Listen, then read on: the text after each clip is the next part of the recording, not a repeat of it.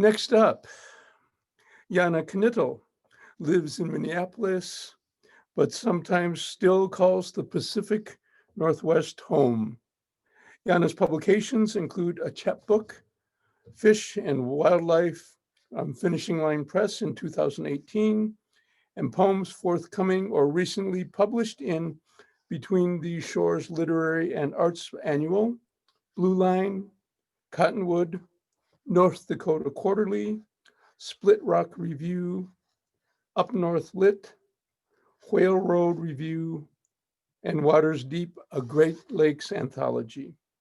Awards and recognition include a 2019 Artist Initiative grant from the Minnesota State Arts Board. Please welcome my pal, Janna Knittel. Thank you so much, Stanley, and thank you everyone who's here in the audience and fellow readers. This is exciting.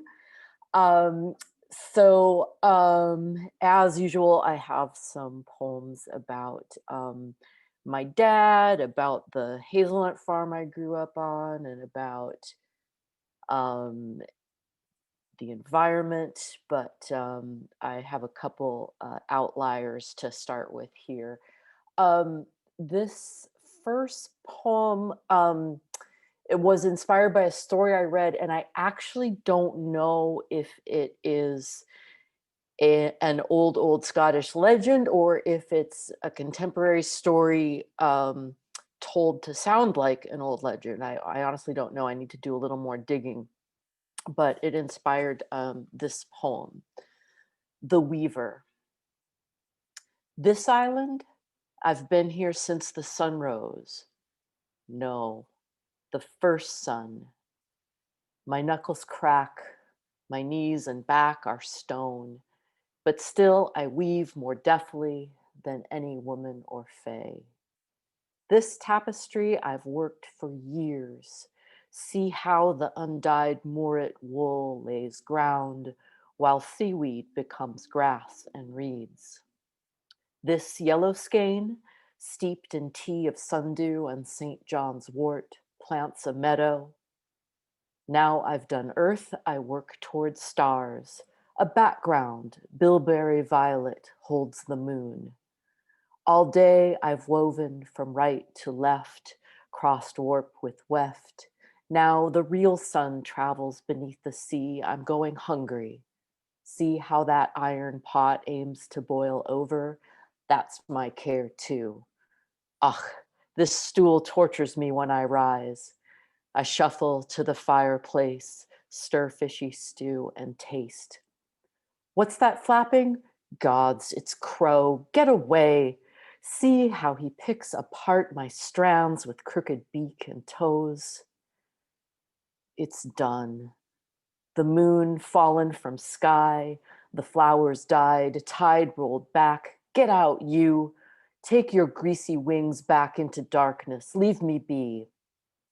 Oh, I am cross, but I sit and draw one elderberry blue strand from the nest he's made of my work. Start again. He swoops down every night. How I used to rage and sob as he created chaos of my art. But his job is to wreck it, just as mine is to make. So I make and make again from the beginning. The day I hemstitch the end, the sun sinks into sea. The sea will rise in steam. All the mountains fold over. Stars fall like snow.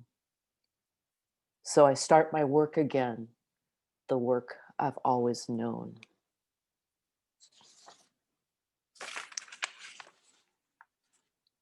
This next one is called Whetstone. If you're under the age of 40 or didn't grow up in the sticks, you might not know what one is. I have a metal one. Sometimes they are actually stone, but a whetstone, W-H-E-T, is something you sharpen knives on. And this actually was my father's, and it inspired this poem. Whetstone. Obdurate as hornfells under pressure, fissiparous as flint at acute angles. When I'm struck, instead of stroked, I splinter into smoky blue flecks of iolite. If you seized shallying me to swarf, homed me in your pocket, I would resonate forever, your living lithophone.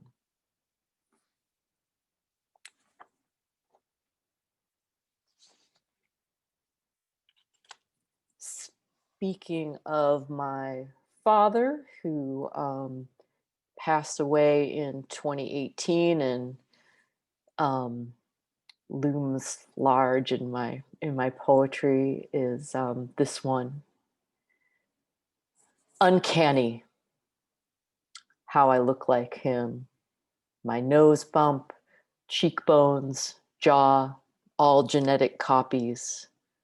With short hair, no mascara, I could pass for a younger Marty above the neck.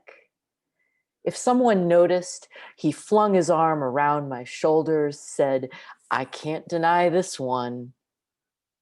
My mother did deny I looked anything like her. Saw boy girl me a Caliban washed on shore. No wonder I grew up certain I was a fairy changeling. My father knew how to propagate chestnut saplings. Maybe I was a bud graft inserted into cut cleft of bark on one parent tree, the rootstock.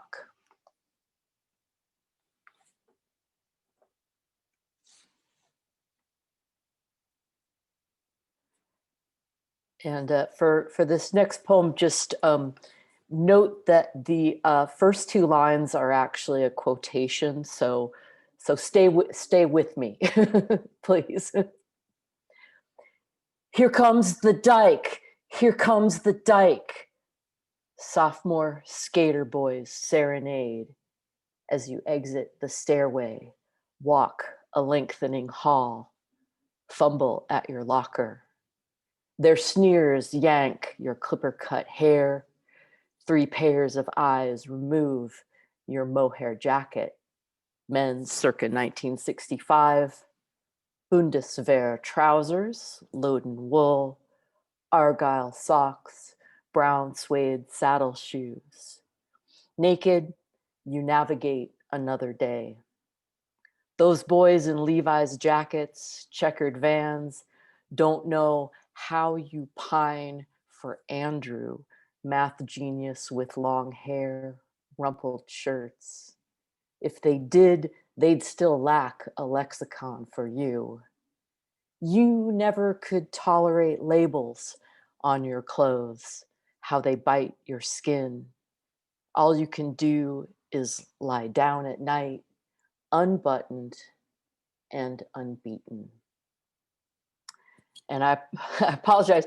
I was so nervous about the first 2 lines, I forgot to tell you the title of the poem, which is Wardrobe.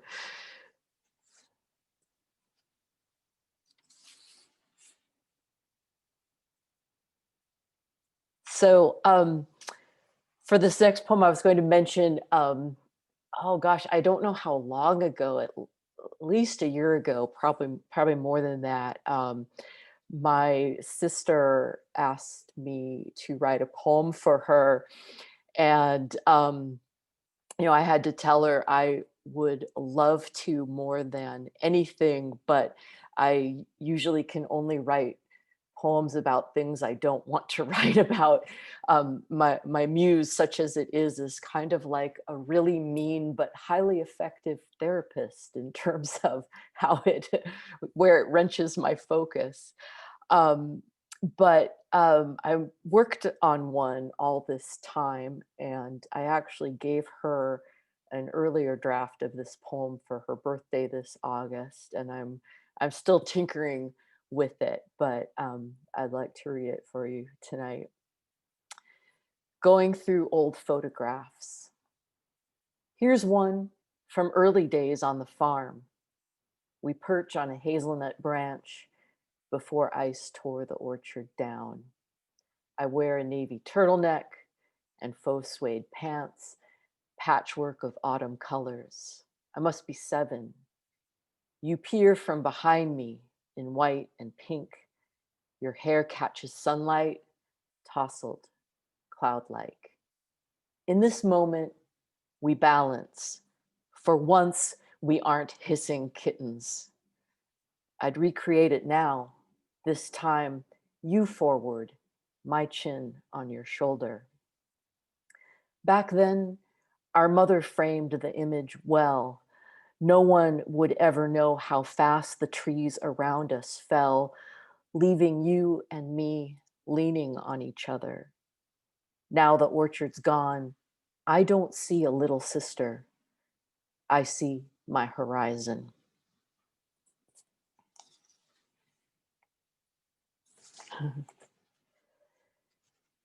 And I think this is the last one. I wanted to make sure to stay within time.